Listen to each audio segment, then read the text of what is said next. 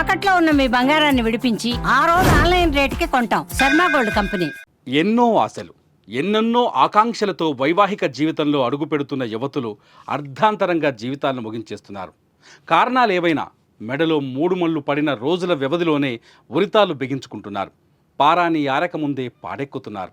తెలంగాణలో ఇటీవలి కాలంలో నవవధువులు బలవన్ మరణాలకు పాల్పడగా తాజాగా మరో మహిళ పెళ్ళైన నెల రోజులు కాకముందే చనిపోయింది.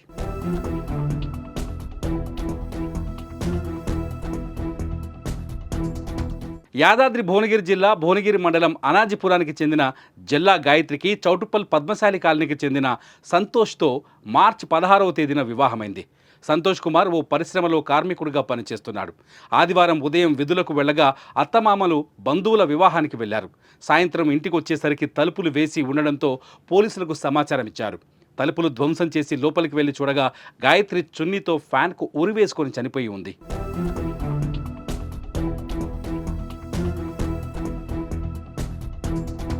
గాయత్రి చిన్న వయసులోనే తల్లిదండ్రులు మృతి చెందడంతో మేనమామ వద్దే పెరిగింది. అయితే పెళ్ళైన 25 రోజులకే చనిపోవడంతో విషాద ఛాయలు అలుముకున్నాయి. గాయత్రి ఆత్మహత్యకు కారణమేంటి అన్నది తేలలేదు. ఏం జరిగిందో ఎవరికి అర్థం కావటం లేదు. ఇష్టం లేని పెళ్లి చేశారా లేక ఇంకేమైనా జరిగిందా అనేది తెలియాల్సి ఉంది.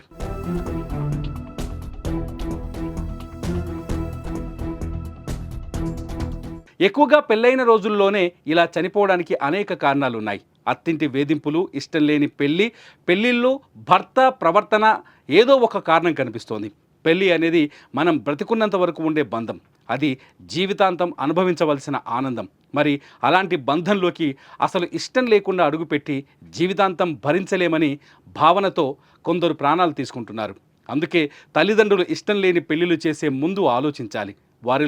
వారి మనసులో ఉన్న బాధను ముందే అర్థం చేసుకుంటే మంచి జీవితాన్ని ఇచ్చిన వారవుతారు. అలాగే కారణం ఏదైనా క్షణికావేశంలో ప్రాణాలు తీసుకోవడం కూడా కరెక్ట్ కాదు.